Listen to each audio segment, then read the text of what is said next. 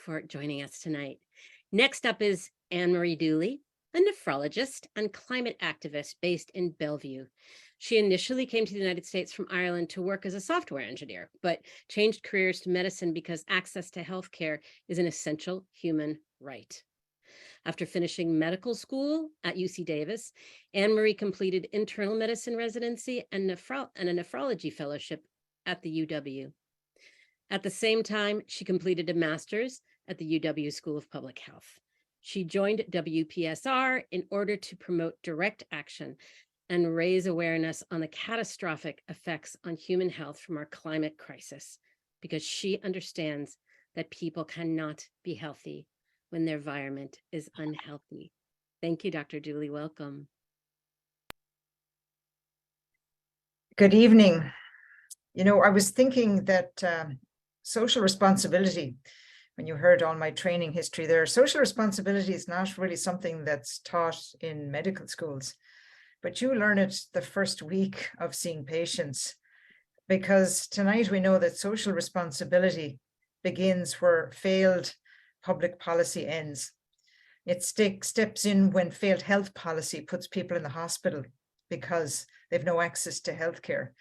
It makes up for failed housing policy that puts families out onto the street to get sick because they don't have a roof over their heads. And tonight we know it substitutes for failed federal regulatory policy that allows a corporation like TC Energy to build and expand a pipeline that I know will lead to more people getting sick and possibly more premature deaths. Now, you might think I'm opposed to pipelines because I'm a doctor, and that's true because fossil fuels probably are associated with 50,000 premature deaths a year in the United States, which is a pretty high number. And that's true, and 700 billion in healthcare costs a year. But no, actually, it's more personal than that for me, because as you heard, I grew up in the west of Ireland in a community that was powered by fossil fuels. In my case, I was lighting coal fires every night, sending billows of smoke into the house and beyond. And then when people started getting sick, they said, well, use clean coal. And I can tell you, there's no such thing as clean coal any more than there's such a thing as what TC Energy calls clean burning natural gas. Next slide. Because methane gas, from where it's extracted to where it's stored to where it's processed and then finally burned, releases all sorts of chemicals you can see from the slide: sulfur dioxide, nitrogen, small particulate matter. When inhaled into the lungs for people who are living close by methane gas infrastructure, get transmitted into the bloodstream, go to the heart and every other organ in the body.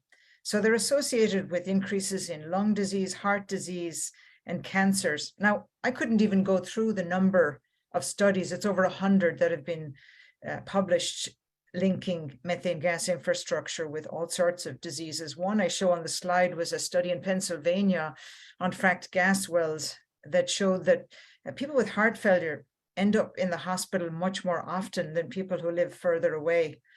And then there was another really more disturbing study that showed that kids that live closer, within 2 kilometers of fracked gas infrastructure, end up developing leukemia at much higher rates, phenomenally higher rates, 200 to 300% higher, which couldn't just be really by chance.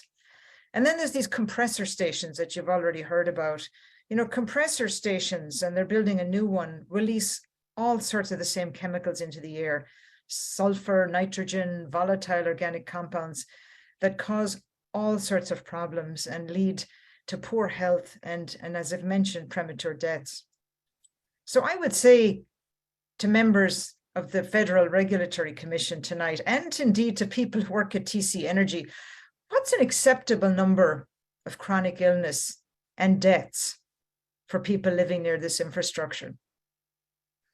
And then I would say to them, what's an acceptable number for your family, your partner, your son, and your daughter?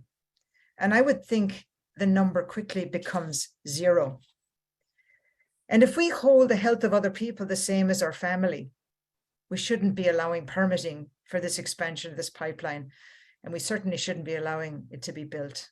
Thank you very much.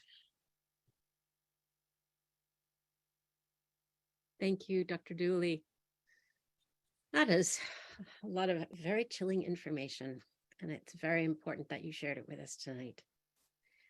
Our next speaker, Peter McCartney, is joining us from British Columbia, where he works for Wilderness Committee as the climate campaigner.